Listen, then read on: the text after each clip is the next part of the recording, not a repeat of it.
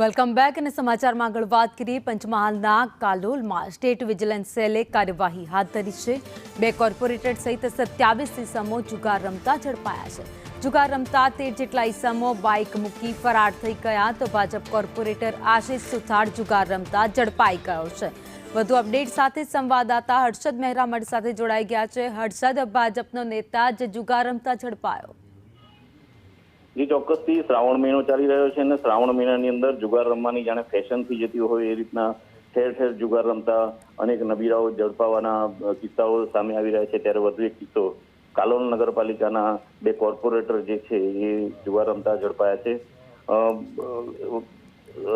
હકીકત જે પ્રાપ્ત થઈ છે એમાં કાલોલના દોલતપુરા ગામની અંદર રાત્રિ દરમિયાન કેટલાક લોકો જુગાર રમી રહ્યાની માહિતીના આધારે સ્ટેટ વિજિલન્સની ટીમે કાર્યવાહી કરી હતી, જે પૈકી 27 જેટલા ઇસમોને પકડ્યા હતા, જે પૈકી 2 જેટલા નગરપાલિકાના કોર્પોરેટર હતા।